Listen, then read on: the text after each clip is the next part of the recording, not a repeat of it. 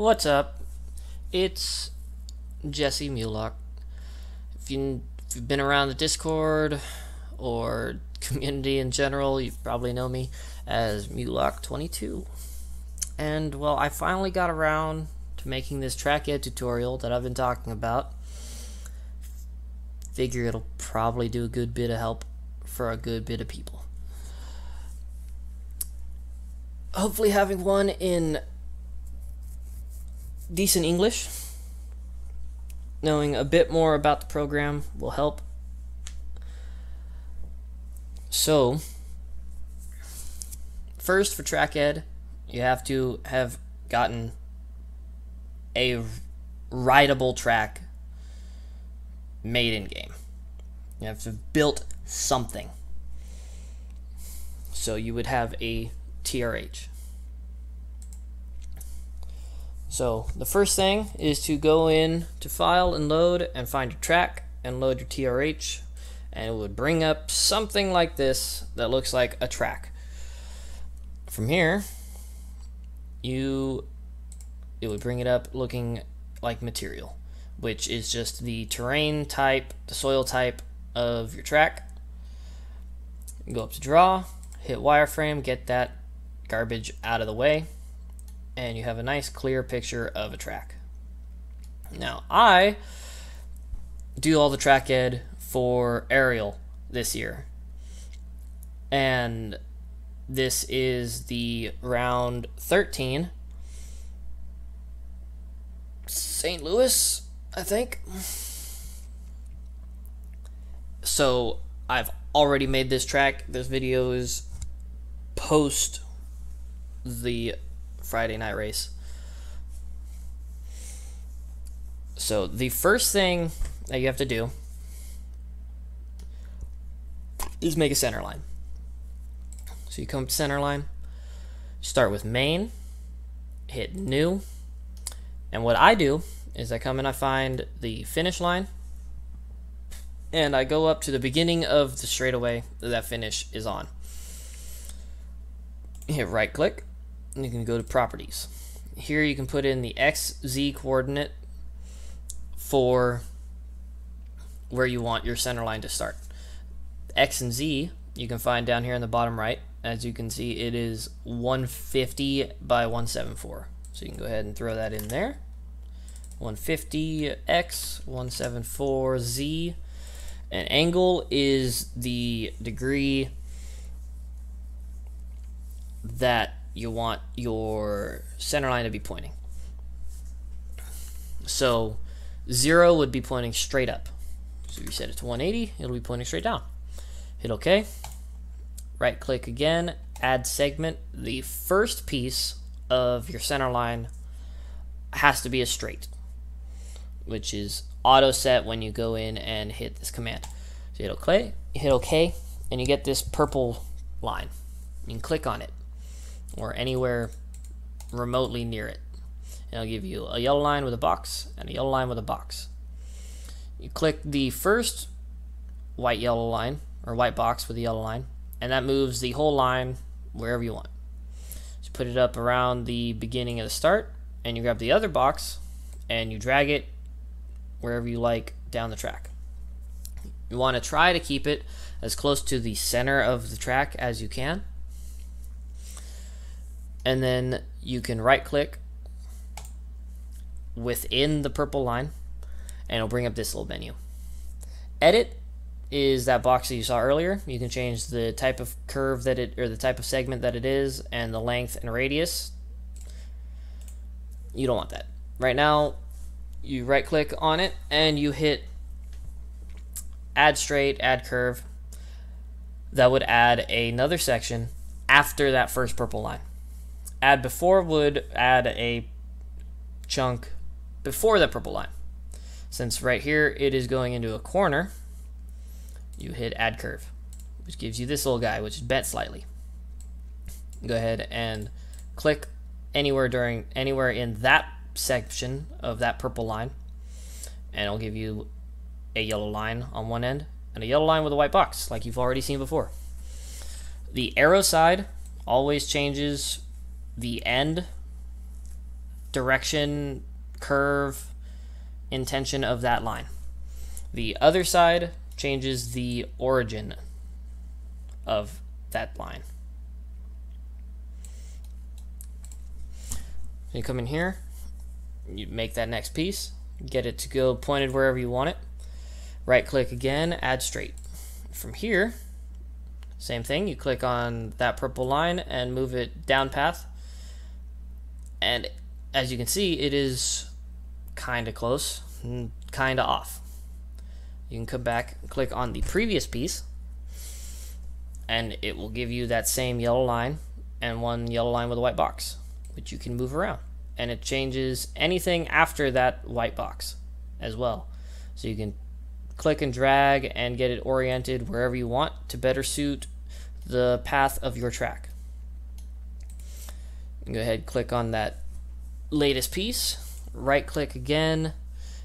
This time it's going into a corner, so you can do another curve, and you can make it stretch wherever you like. With curves, there is one thing, they can only go to 180 degrees. If you try to go past it, then it will just make an arc relative to how far you drag it around. So you can make it as close to 180 as you can, or as far from 180 as you want. And you go through and you make the center line as close to center around the entire length of the track that you need.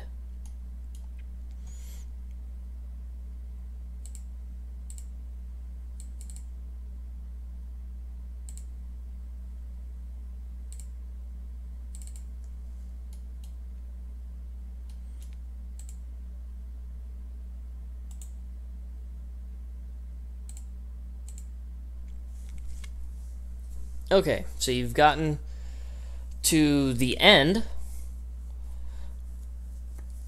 and in order to connect your center line back to the first piece has to be a straight, and the last piece has to be a curve.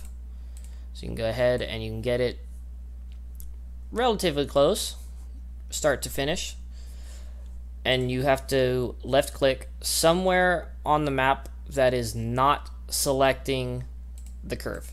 So like right there it selects the curve, right there it doesn't. Right click in that spot and left click close. If it's done right, if it's a curve that can be done, then it will close the last curve to the beginning straight and will make a complete circuit, a full loop center line. From here, you come back up to center line at the top bar and you merge it to your track. As you can see, the whole line is purple and it is one solid line from start to finish, unbreaking. Come up here and you can hit save or save as. Either way, it will, since if you don't have a center line made, it will bring you to your track folder. What I do is I name the main track center line as main.tcl. Since I already have one, it'll overwrite. And then if you have a track such as Supercross or something like Hearn's Baja that has really complex starting area, that his track has multiple turns in the first turn complex before you actually meet the track, you would want to have some kind of start center line. Supercross, I do a start center line just because usually the track goes over itself on the start. They do all kinds of weird things. And the purpose of a start center line is to put checkpoints down so that you would get cuts for just joining the track at some random spot. Like if you came straight off the gate and turned right, if there was no start center line with checkpoints, then you would get cuts. Or if you were to just go around everything and join in over here, avoid the whole track, you'd get cuts. Well, this gives you an opportunity to give checkpoints, so you have to follow this starting straight. So in order to make a start, you'd come to center line and hit start area, which would make the main track go green, and you can hit new, go to wherever you want, right click, properties, same thing as before, grab the X and Z from the bottom, plug them in here. Since this track is still going mainly up, you don't need to touch the angle, and you can hit add segment, right click, add segment, hit straight, and if you don't put any values in, centerline piece will just start at 0, 0. Just start at world origin. You come down here, you click on it, move it wherever you like. So for what I like to do is I'll put the center line starting behind the gate and going up through it into the first turn. And same as before, you right click, add whatever curves, whatever straights, whatever segments you need to get it to join the normal track. I made it go all the way through the first turn. Supercross usually goes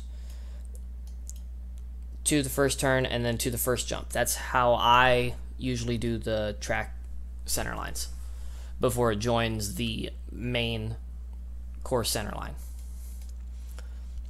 Once you get it figured out to lay down wherever you like it, same thing, you come at same thing as the main center line. You come up to center line, merge it, and save it.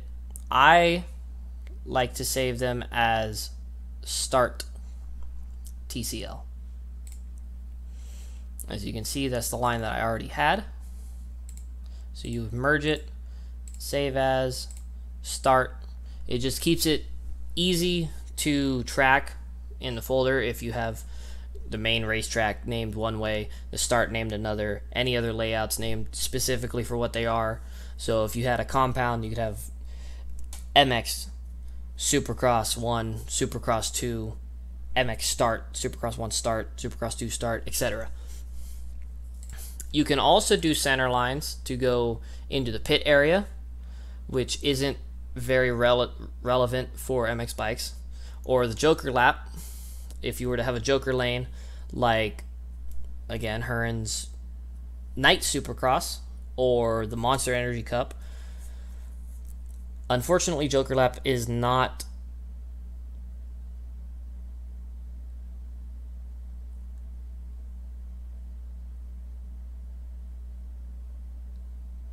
Joker lap is not a usable feature, is not an implemented feature in MX bikes.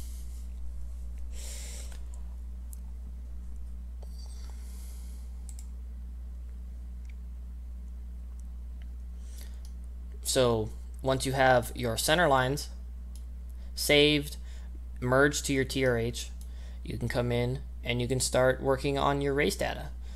You come to view, click on race data, and it brings up this box. I already have race data made.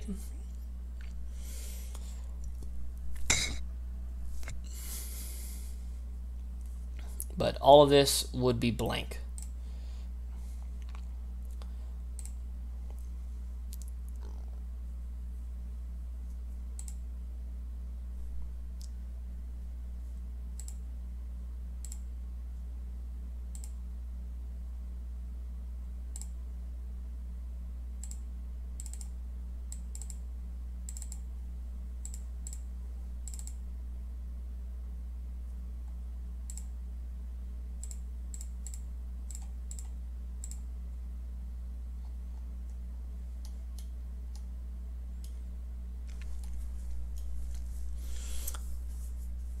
It would bring up this box.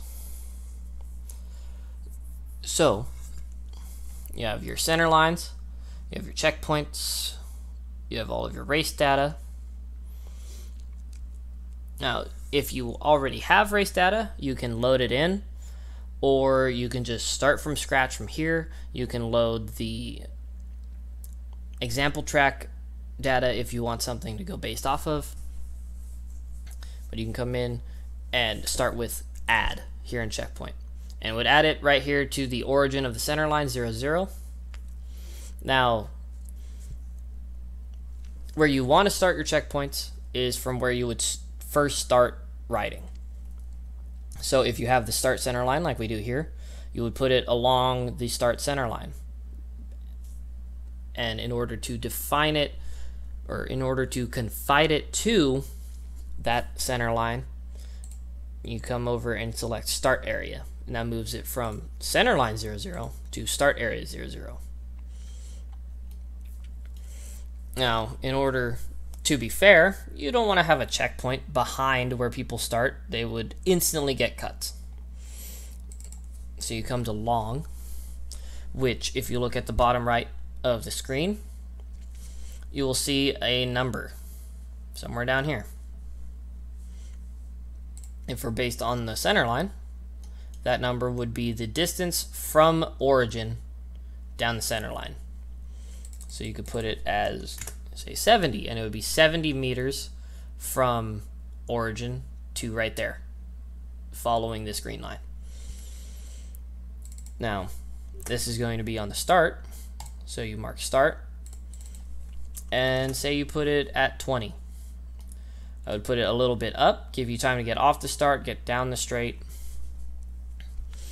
And since it is only going to be used for the start portion of a lap, of a race, it's already bound to the start center line.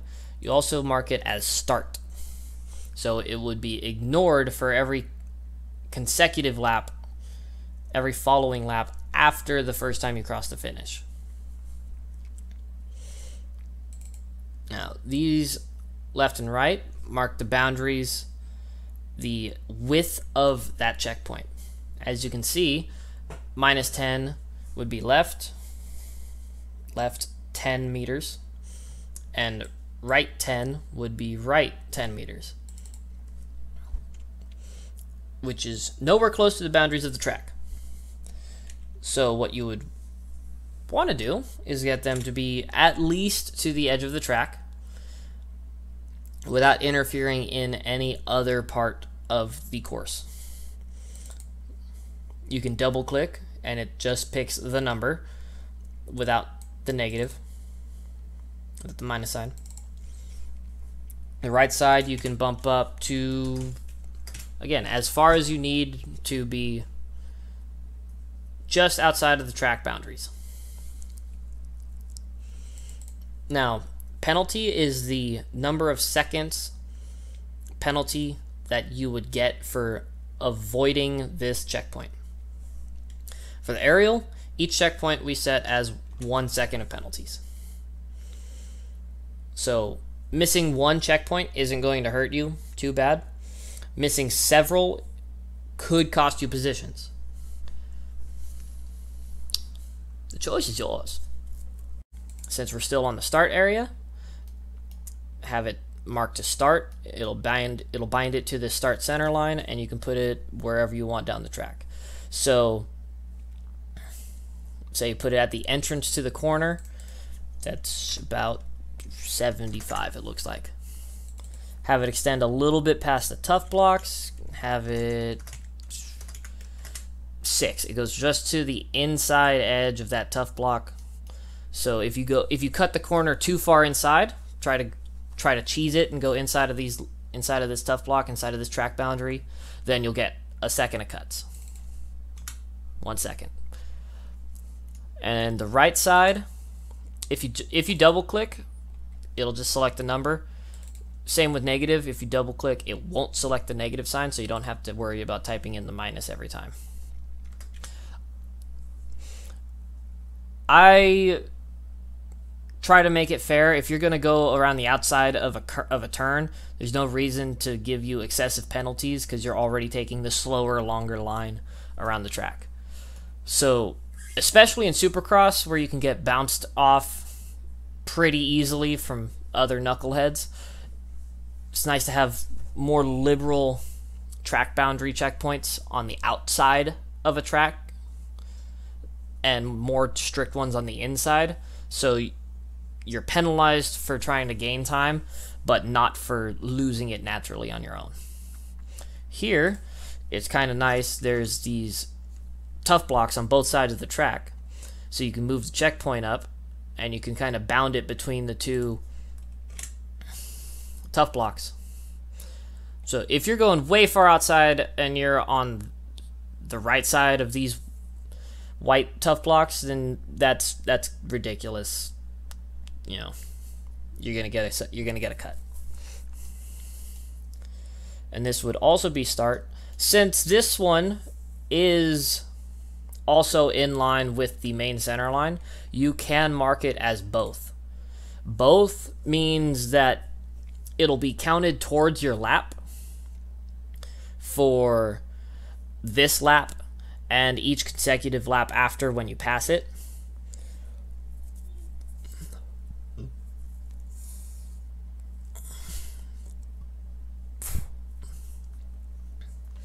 Both also determines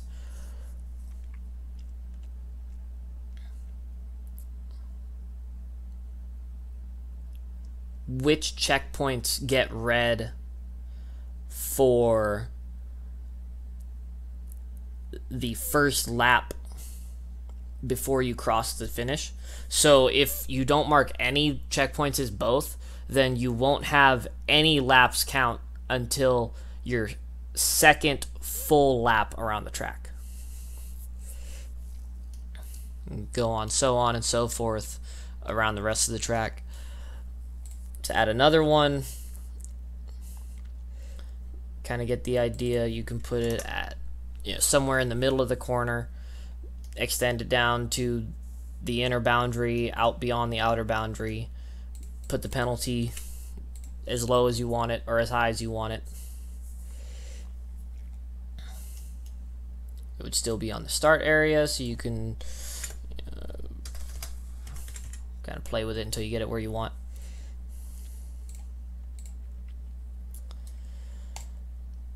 And say here you finally are beyond the center line, the start center line, so you're going to start putting checkpoints down on the main center line of the track, which is actually the course you'll be riding every lap after lap after lap.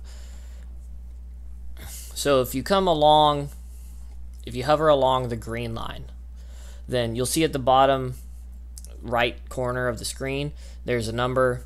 It says long and then 175, lat minus a number plus a number. So that is the distance along your center line from zero, from your start point, which on this track was right over here. That's 0, 0. So this is 170 meters down the course of the track. That number is what you put in here for long. So say you want the checkpoint to be right there on the first jump. Do that. Bind it on one side to roughly the inside of the track, and on the other side to roughly the outside of the track. You can do decimals, so you can do 4.5, 4.7, etc. Put it there, and this one would be marked to center line, so it's bound to the green line. Not start area, but yes for both. So it'll still get counted for that first lap, so you don't lose, or you don't have to ride an extra lap for a lap-based race. And you can do that so on and so forth for the length of the track. Now, since I already have a center line made, race data made, I can go ahead and load up this, and I can show you an example of how I like to set up, how I like to do tracks. There's the Holeshot, which is set by this value here. So in races, the game will calculate what rider crosses the Holeshot line first. That's a value that you have to put in. You can put it wherever you want. In Super, as I was saying, you can put the Holeshot line anywhere you want. In Supercross, typically it goes right at the base of the first jump, somewhere in that ballpark. Sometimes it's like the peak of a roller, but I would say the Holeshot is the beginning of the first straight after the first turn.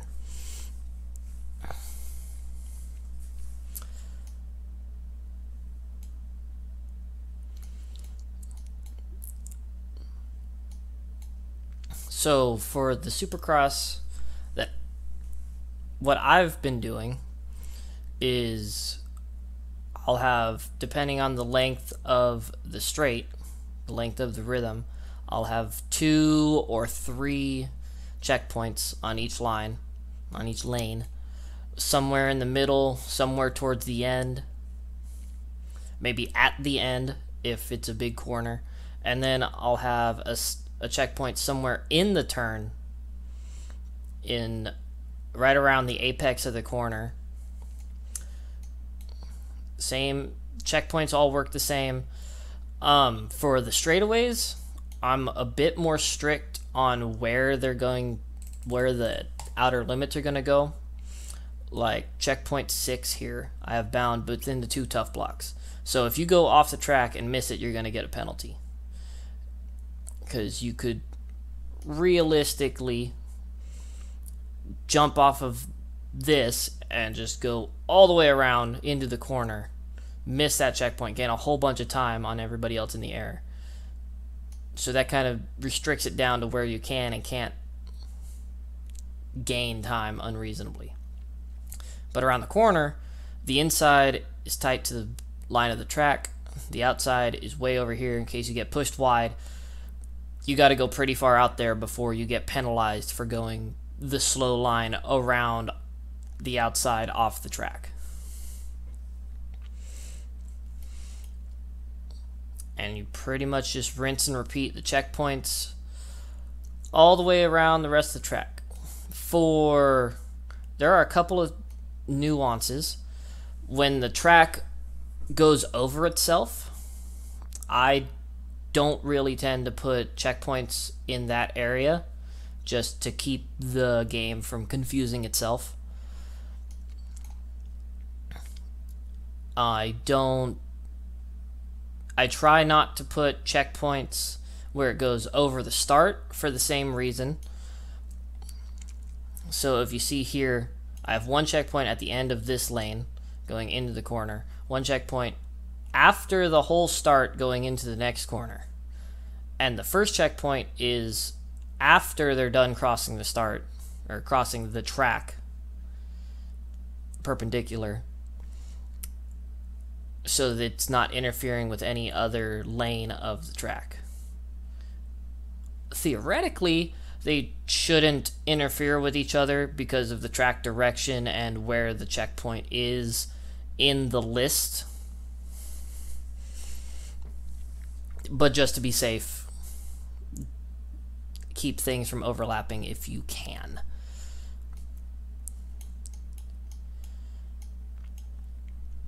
So if you look at the finish,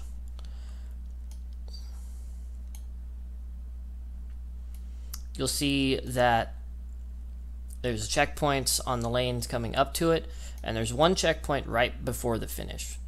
The one right before the finish is a little unique in that it is the only checkpoint between the start and the finish line that does not mark both. That is so that the first lap counts as its own entity and doesn't make you run an extra lap before it starts counting times. There's some debate about whether or not that's necessary, but it tends to work the best from what I've seen. I guess that would lead right into the finish line, which is set up right over here. So since I start the center line just before the finish, it makes it pretty easy to put the finish line down. Same thing, you go along the line and the distance along the center line is at the bottom right of the screen. Put that number in there. I'll tend to make the outer limits of the start and finish, or of the finish line, a bit wider than the track, just in case you get pushed out, it doesn't completely botch your whole lap. And the checkpoint before it is a lot more limited, a lot more narrow, to make sure that you funnel into the correct part of the track. Getting a cut sucks, but missing a lap is a lot worse.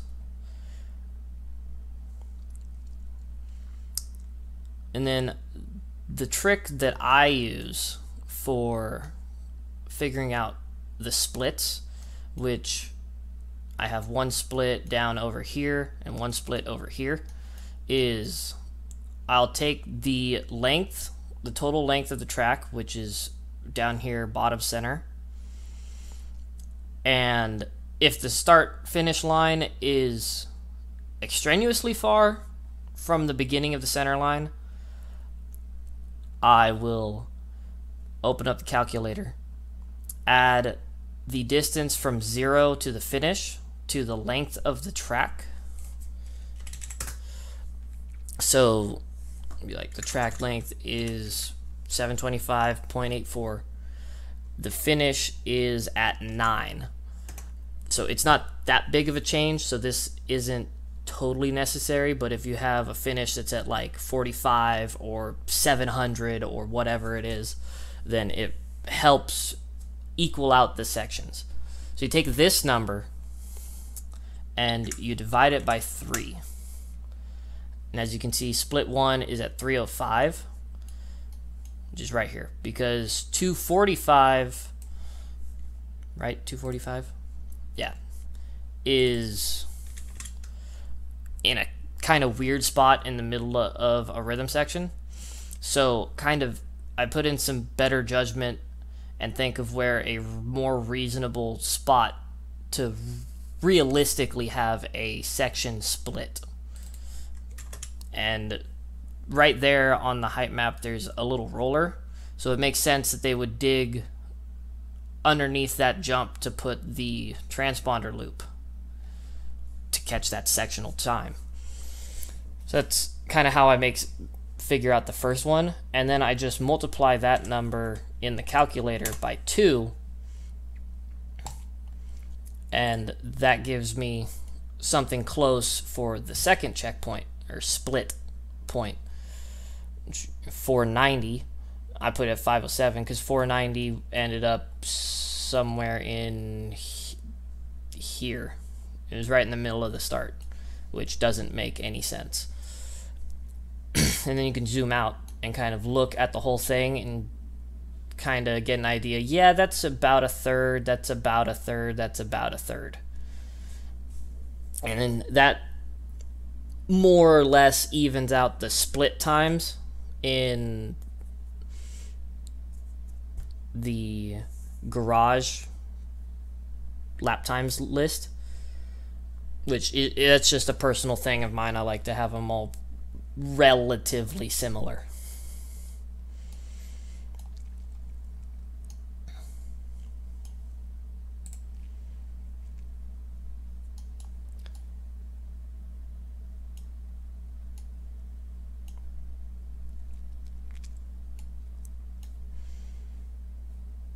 Okay, the grid. So the grid is the starting grid. Kind of obvious. And I've already gotten Stone Rider's gates figured out with the distance apart, distance between each gate, how many gates there's going to be. So when you open up this menu, you can change the number of gates with the first spot, the number of gates per side, which would usually just be the big number cut in half. Distance from start, you can change to be whatever. When you put in the XY coordinates, it drops it down wherever it is, and the distance from start value moves it however long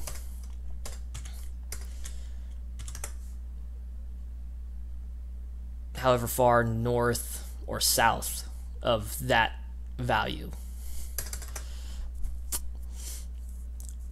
With the Stone Rider gates, the red lines that show where the gates would be, the frontmost part of it is it's just a little bit ahead of it. So putting them here, it kind of puts the gates right behind this trellis. That's just something that you can play with if you have an object to base your starts around. Row spacing changes the offset between each side. I haven't found a use for it, but I'm sure that would come in handy in some circumstance. Lane spacing is a weird one. It changes the distance, the offset from gate to gate, where row spacing changes it from side to side. So if you do something like that, then each gate, as it goes out, drops down, and then the next side, the next row of gates is at a different Y value than the other side. Generally, you'll just leave them both at 0 because that makes it pretty straightforward. Difference lat is the gap in the center.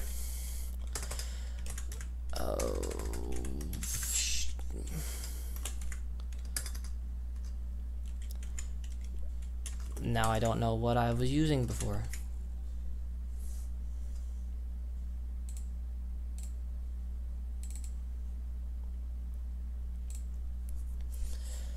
Is the distance between the two rows.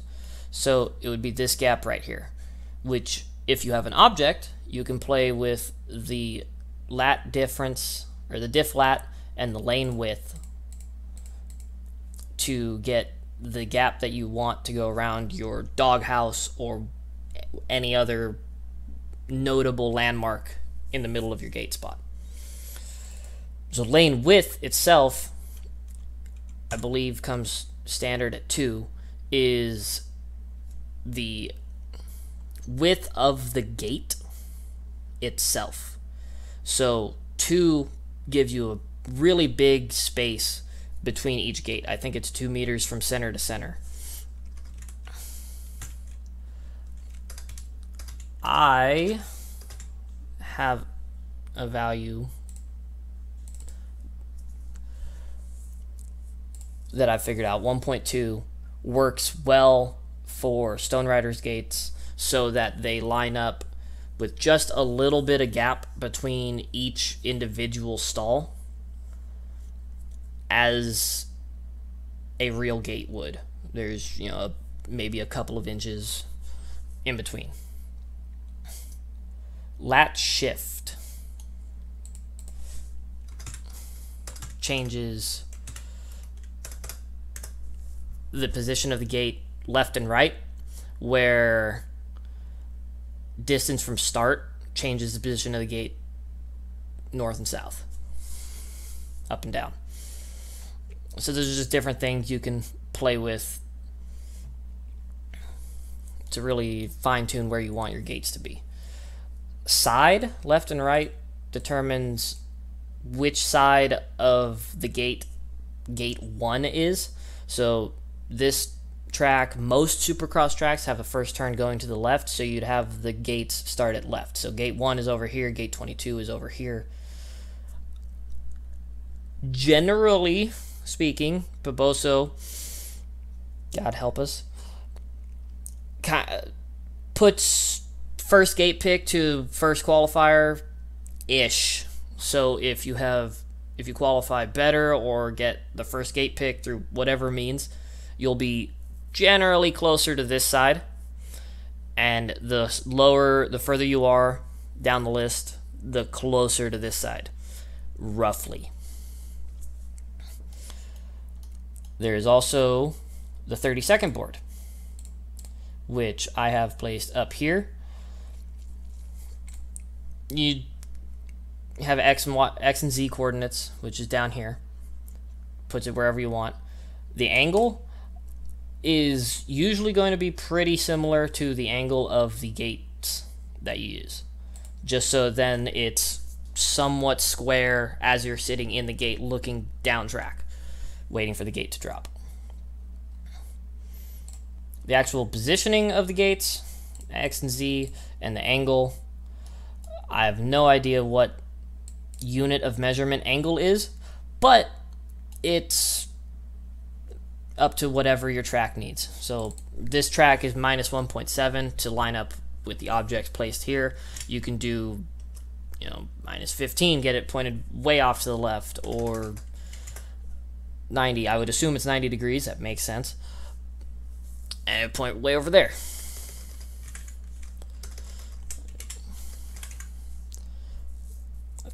Pretty sure it was set up something like that. Yep. These buttons are for they change the preset values for each game of Poboso. So MX bikes, GP bikes, and the 2 car games, whatever they're called, I can't think of them right now. They aren't totally important, but it's nice to click on MX bikes when you get way out of touch with what you're doing, and it kind of resets the values over here to a baseline that you can readjust from, which is 24, 24, zeros, and 2. Not much fun in that.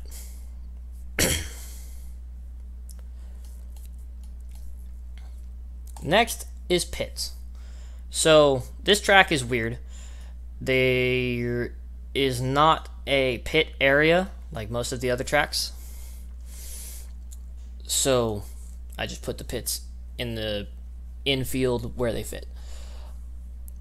I would normally put an equal number of gates at the starting line to an equal number of pits in the pit area. With the Supercross, there's bound to be people who join as Marshals or to stream or whatever, so I give them plenty of extra spaces. There's nothing wrong with having extra pit spaces, it just means more people can join your server, can join your track. The number of pits is the total number. Angle is the angle of the actual pit. Here I did minus 120 just so it would look nice and everybody would have their own space. X and Z is the location of the first pit. Pit 1, P01, which is right here. So that is right around 160 and 45. 90 degrees in the angle here. This is 0. So 0 and all positive numbers would go down and right. Put it at 90, rotates everything. Spacing lat is the distance between spots between pits 1 and 2. So sequentially, each number is changed with that value. Spacing long is the distance between each row of pits. Or each column, I suppose, which you can change with this value. You can have it so there's 10 columns, 1, 2, 3, 4, 5, 6, 7, 8, 9, 10. For Supercross, for the aerial, I have 5, and then it just goes down from there. Pit board is pit row in where you see the actual floating pit board as you're riding on track. For the Supercross tracks, I put it on the start as they are in real life.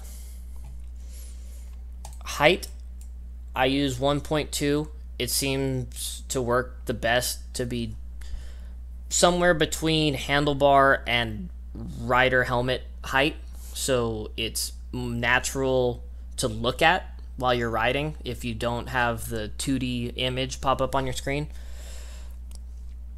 Start long is the distance down the center line that you want them to start at. I generally pick a straight-ish, flat-ish part of the track to put pit boards. Just makes it easier to see, easier to find, less exterior distractions while you're riding. Diff long is the distance between each board, and positive goes decreasing down the track. Negative goes increasing up the track. So negative 0.75, the first one would be at 70, and then the next one would be at 70.75, so on and so forth. If it was positive, it would be the same thing going this way down the track. In real life Supercross, the first board is usually the first guy. I don't know. Makes sense. First qualifier or whatever. So start there, go back. Start lat is the distance from center line of the first pit board. So -7 would be 7 meters to the left. And then end lat would be the same measurement for the last pit. So 6 meters to the left. You can change that all around. It just makes a straight line from start to end. Make it whatever looks right for your track. When you're all done, you save it. It'll bring up your track folder, and it should be named the same name as your track.rdf. And the fun part with RDF, the cameras file, and the Marshals file, which I will get to, is that they can all be opened up in Notepad++.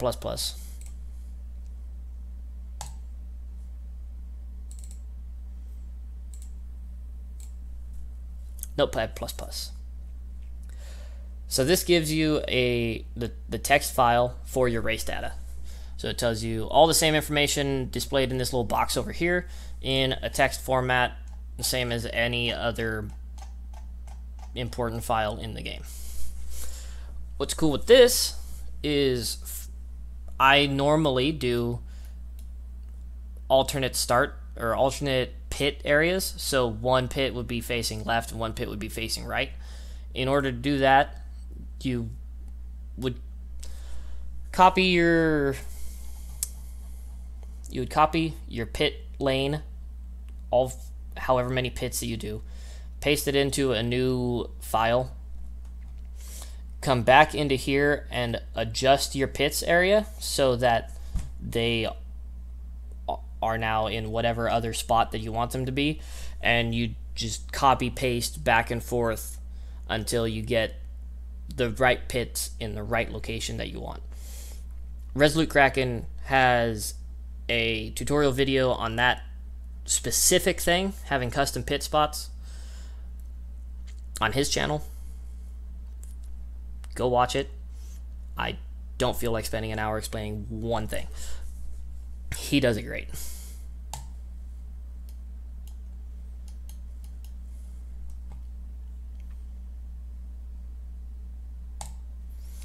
Go ahead, close out that, and then you can move on to the next thing in TrackEd, which would probably be Marshals, which brings you to the origin of the map, 0, 0, wherever that is relative to your track.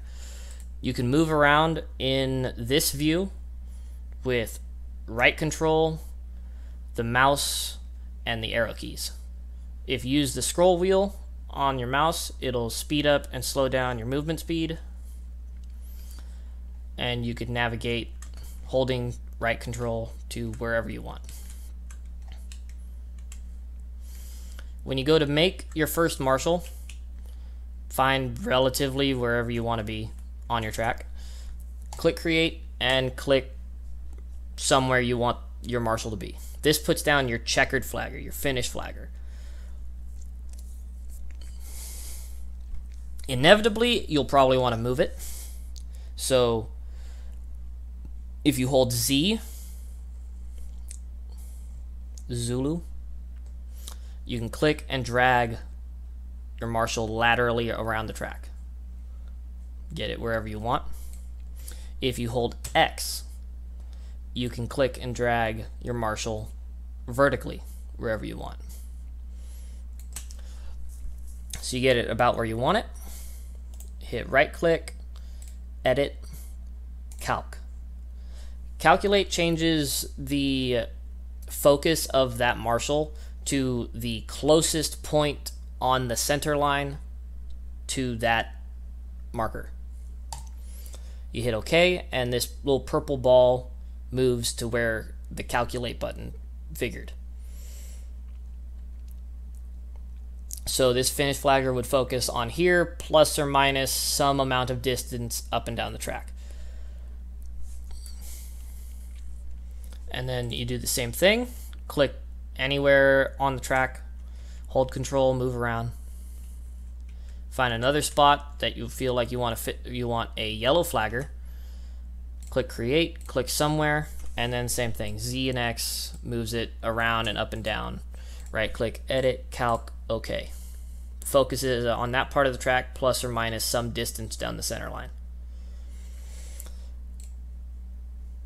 I already have one made since this is an old track. So you can go ahead and load in, well, this is irrelevant. Once you have all of your flags figured out where you want them, they're all focused in on the right part of the track. You can, dance around, click on whichever ones you want. They'll show you what parts of the track they're focused on. You click save, and you save it as marshals.cfg. Do not save it as gfx.cfg, because that is the file for like your roost and dirt colors and things of that nature. That changes the dirt layers on your textures. Like as you're riding, your rider gets dirty. Don't overwrite that, because that will mess things up and your flaggers won't work. Name it as marshals.cfg. Save. I already had one, so it'll overwrite. And you can have as many marshals as you want. Just ask Stu. He kind of went wild. If you played any of the older 2022 aerial tracks, there was one of them that I put 1.5 tons of flaggers in a couple of parts of the track, because what I do is base it off of real life. So I'll watch footage of the race and place flaggers relatively close to the actual locations they were, and one of them was kind of silly. There was like 15 marshals gathered in one part of the infield of the track. So when you're riding it in game and somebody fell, you'd see like 15 people pop up. It's a good time.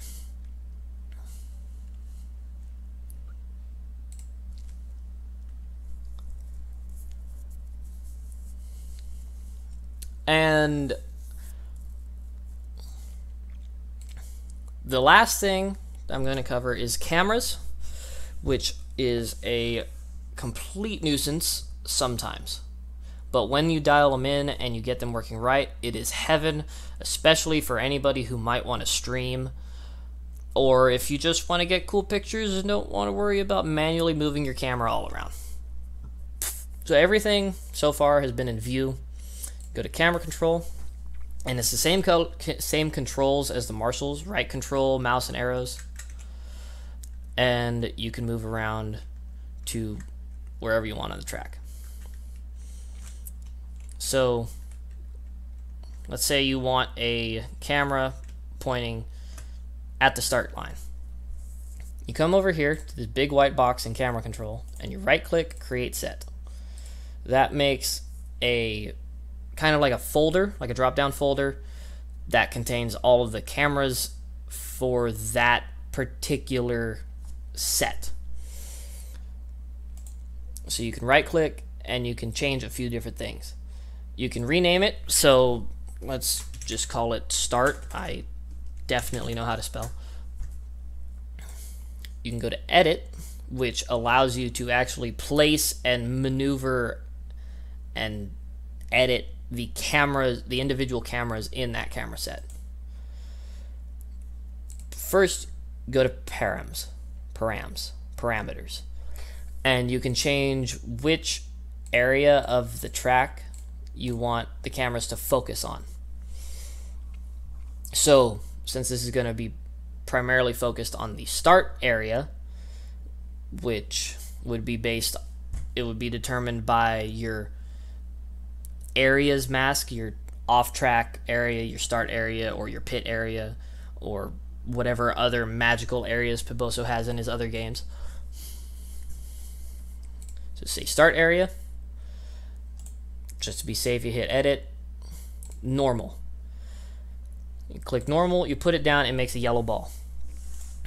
This guy, you can right click, hit test, and this camera you can move around. It'll follow the rider, it'll spin, rotate up and down, left and right, and follow whatever rider you have picked in replay. You can edit it, so you can change the different locations, the positions of the thing. This is 125, so 130 would move it 130 to X. It would move it to that X value. You can change it to 4, that would be the Z value. It would be the Y value up. Or this one, which would be, hey, it's gone now. The Z value. So it would be from this orientation. You have X, Z, and vertical is Y. When you come into edit, you have X, Z, Y. X, Y, Z. So you can change that to be like 2 meters high. You can put it to 120 meters X and let's say 175 meters Z, and that'll move it over here. Or you can grab your Z key, hold it, click and drag, and put it wherever you want. Also in the edit, there is the FOV, which all of them start at 60, which looks something like this. Now you can change that to be as low or as high as you want realistically. Say you put it down to a 20 FOV and it's zoomed way in. Or you put it to 120 FOV and it's like looking through a fishbowl. Or Spencer Turley's first person. You know, whatever. Y rotation. The yellow ball, the normal camera, can only rotate laterally. It can't rotate up and down. It naturally follows the rider up and down as it needs to. And if you want to spin the camera, like I just was, you hold C Charlie, click and move left and right, and it rotates that little yellow rod the forward face of the camera. You can also use limit enable, which changes where on the center line it starts and stops focusing on a rider. So say you have it start at 60 and end at 100, it'll start at the green dot and it will end at the red dot. So it'll follow the rider from there and go right to there, and then it would stop and it would just be stuck at there. Or it would be following the rider around depending on how you have it set up. You can also do auto zoom. Base setting is 0.2. From what I can tell, that is 0.2 is 20%, and it is the rider height takes up 20% of the screen. So the width is what it is, but the height of the rider would take up just under a quarter of your screen vertically at 0.2. The Paboso docs say to use between 1.8 and 0.18 and 0.22 for reference. You can go as high or as low as you want. I've found anything over 0.25 doesn't really work that well. It zooms in, but it's really shaky because of how the game works. So it can work really well. It can be kind of buggy. It's sort of up to the particular usage of the camera. Minimum FOV is how close the camera will auto zoom to reach that reference point, and max FOV is how far out the camera will zoom to keep that FOV. So like right here, this camera is really close to the track. It would probably zoom out further than 60 FOV to keep that rider at 0.2 reference. So what I normally do is leave minimum at 5. If it's like a ridiculously far camera from the track, I'll put it to 1. It'll probably never use it, but it just gives it that extra leeway if it needs it. And then max FOV, I usually put to 100, just in case it needs to zoom out really far to keep the rider perspective correct. And the one thing that I always do is have the set FOV of the camera within those auto zoom min and max values. I don't know if it makes any difference, but it makes sense in my mind.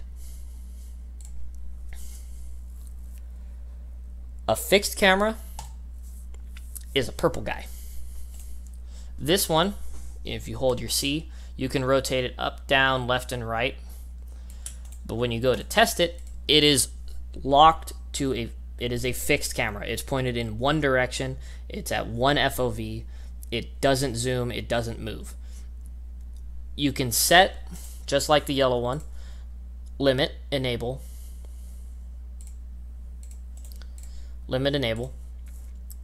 and let's just put in the same values, maybe a little more, a little too much. And it will start tracking from the green dot and stop tracking at the red dot. But it will be at this camera angle, at this perspective, at this zoom,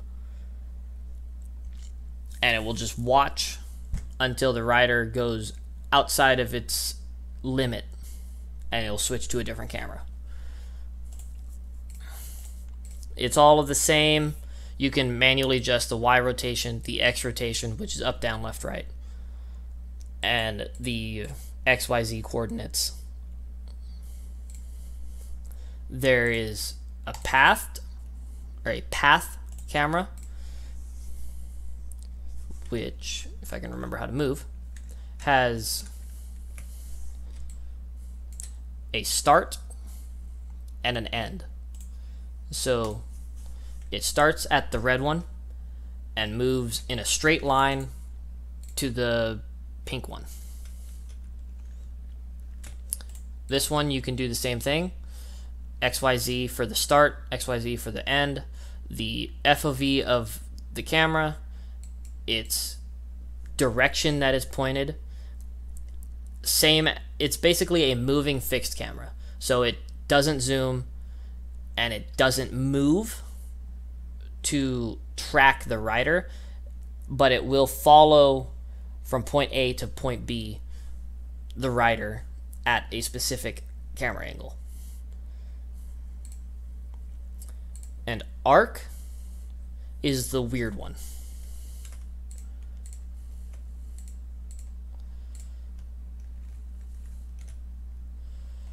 Let me just, at any point you can right click on a camera and delete it.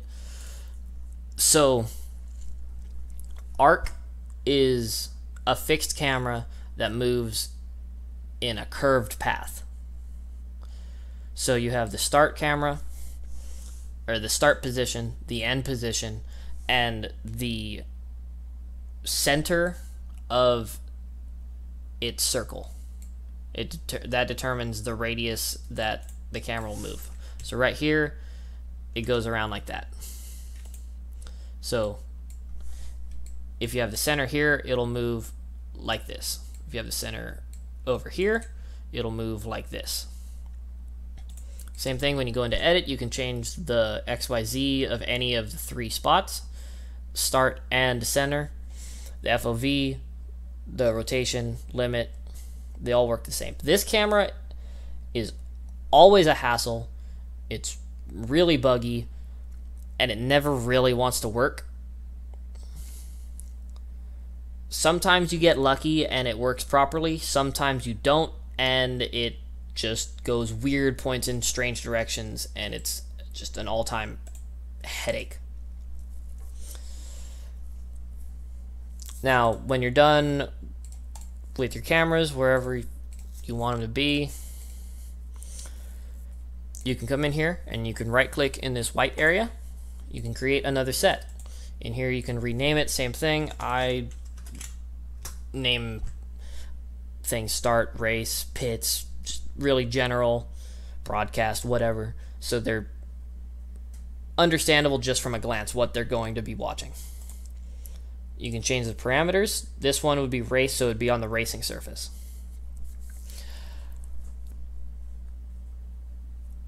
On that, the start area is kind of buggy and it doesn't follow the start center line, which would make sense, but it does focus on the start area of the track. So coming back to the start camera set, you can set this one, and if you want it to start watching from where the riders are over here, you would put the start, let's just see where 300 leaves us. Nobody knows. Awesome. Oh, well, that would help.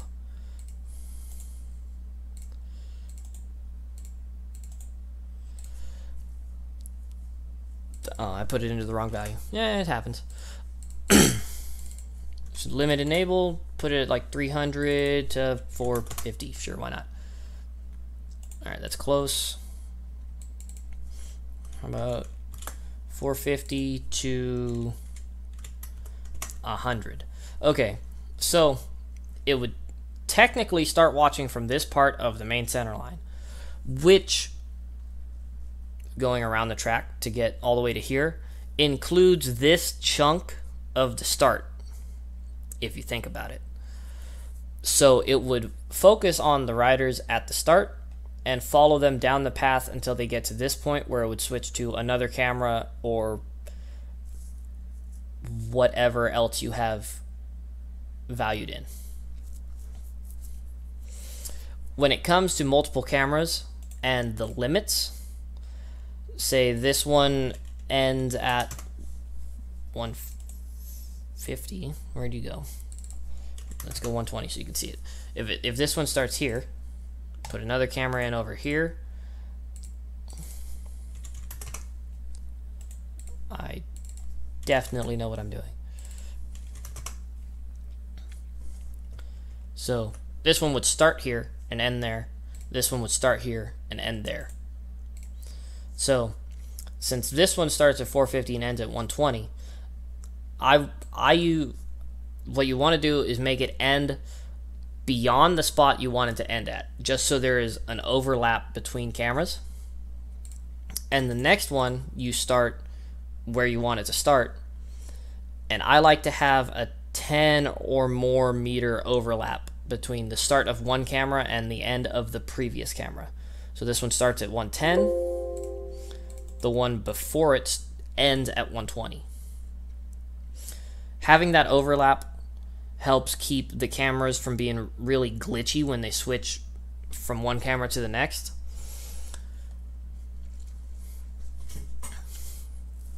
And it just leaves for a smoother replay experience. Let me open up the cameras that I already have. As you can see, I have multiple camera sets, each one with their own set of cameras in them. Like this one has a fixed camera over here. This one has a normal camera, which follows from, I think this one is just set for the whole track since there's only one camera in it. This one has a couple of different cameras. One which is over here looking at the start, and one which is in the start. Nope, not that one. That one's looking over here at the start, and this one is a fixed camera inside of the object, which looks kind of weird, but when you go to test it, it's just far enough in so that it focuses on the riders without showing the object it's in. Just little tidbits. Another camera set with the camera way over there, focused in with a bunch of zoom. See, it's at 5 FOV, but the enable is between 1 and 50, so it can focus as appropriate to get the riders to the correct size to match this reference. And then these are all set to the start area. So I named them appropriately start and then something. And then there's race, which is set to the racing surface, which is the normal track area. And then I also have another one, just because Supercross usually has like the bird's eye view cameras. So it's just a cool little touch that I put in. You can have as many camera sets as you want. You can have as many cameras as you want. You can angle them wherever you want. Just generally you want them to be overlapping with each other a little bit so there's no weird glitchy camera transitions. Now, talking about weird glitchy camera transitions, parts of the track that cross over itself are really weird and really hard to figure out.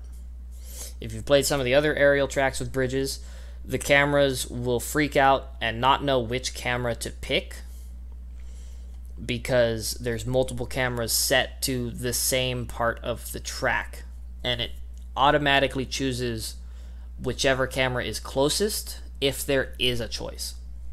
So for this track, what I did is I had this camera stop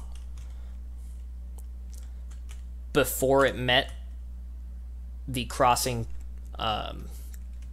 track area, and I had this camera, which was the immediate next one after that, start after the crossing area, which then blended into this guy, started over there and ended here. And I had a fixed camera inside of the bridge, inside of the tunnel. It started there, and this is kind of what you can see about the weird crossing over thing. because that's a track surface object, the center line reads on top of it, so it's kind of strange, but it works well enough. When it comes to weird stuff, you just kind of have to play around until you get values that work and aren't buggy more than they can realistically be. And then that camera transitions into this one, which starts just a little bit before and goes around to over there where it transitions to another one.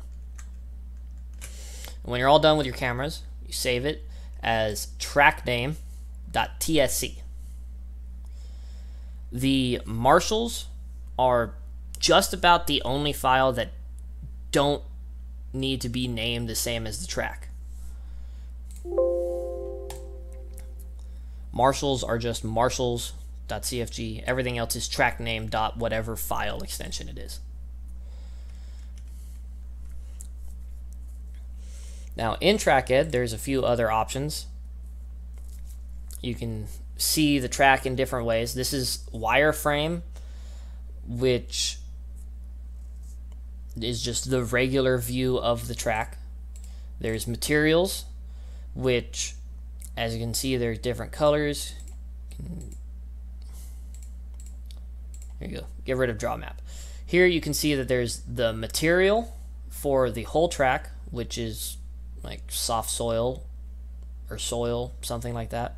And then there's the sand section, which is sand material. Since they're two different materials, they show up as different colors in TrackEd material view. There are surfaces, which are always fun on the beta versions of these tracks. This is where you can see the off-track area, which is red, the pit area, which is blue, and the start area, which is yellow. Now this also tells you when you come into best line and hit min-max line, as you can see, the big bulbous areas are where it reads the min and max of the track from the off area sections. So like this section lines up magically somehow, and the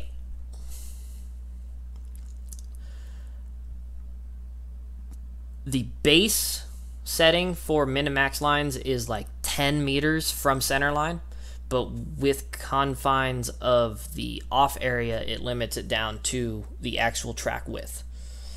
So if the track area was done properly in this particular build of this track, then it would look like this section here all the way around through all the corners, through all the jumps, through all the different sections. Little tidbit is if you have a track area and if you have a start area and a track area that overlap, it will cause weird things to happen. So what you want to do is have your on track, the empty space in your off track area, and remove that from your start area. So the only places that should have start area yellow would be like this triangle here, because the rest of it would be on track or off track. Just a little thing that would help in a different part of track building. Also in here, you can just deselect that to get the ugliness away. Go back to wireframe. In draw, you can do draw terrain. Just seems to get rid of the center lines. Draw map, which makes everything go invisible, which is always fun. Linear guide, I have no idea what that does.